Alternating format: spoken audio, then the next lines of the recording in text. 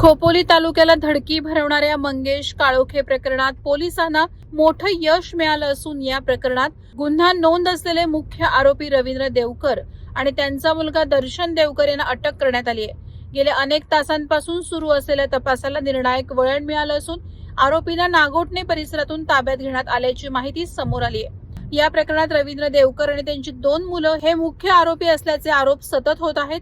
त्यांनीच संगनमताने हा गुन्हा घडवून आणल्याचा आरोप आहे. घटनेनंतर आरोपी फरार झाले होते. या संपूर्ण प्रकरणाचं गांभीर्य लक्षात घेत रायगड जिल्हा पोलीस अधीक्षक अंचल दलाल यांनी 8 ते 10 विशेष तपास पथकं रवाना केली होती. या पथकांपैकी एका पथकानं अत्यंत कौशल्यानं आरोपींना जेरबंद केलं. नागोठणे परिसरात आरोपी पळून जात असल्याची माहिती गुप्त बातमीदारांच्या मदतीने मिळताच पोलिसांनी तातडीनं ही कारवाई केली. आरोपींच्या वाहनाचा पाठलाग करताना पोलिसांनी आपल्या गाड्या आरोपीच्या गाडीसमोर आडव्या लावून थरारक पद्धतीनं त्यांना ताब्यात घेतल्याचे समजते. दरम्यान मंगेश काळोखे आणि रवींद्र देवकर यांच्यात गेल्या सुमारे 20 वर्षांपासून राजकीय वाद सुरू असल्याचं सांगण्यात येतंय. या वादातूनच ही घटना घडवून आल्याचा संशय व्यक्त होतोय. विशेषतः अलीकडे झालेल्या नगरसेवक निवडणुकीत देवकर यांना दुसऱ्यांदा पराभव स्वीकारावा लागला होता.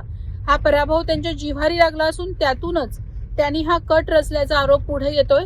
या प्रकरणामागील नेमका कट, आणखी किती जणांचा सहभाग आणि आर्थिक व्यवहार यांचा सखोल तपास केला जात असल्याची माहिती पोलिसांनी दिली आहे. मुख्य आरोपी ताब्यात आल्यामुळे या प्रकरणातील अनेक धागेदोरे हाती लागण्याची शक्यता आहे.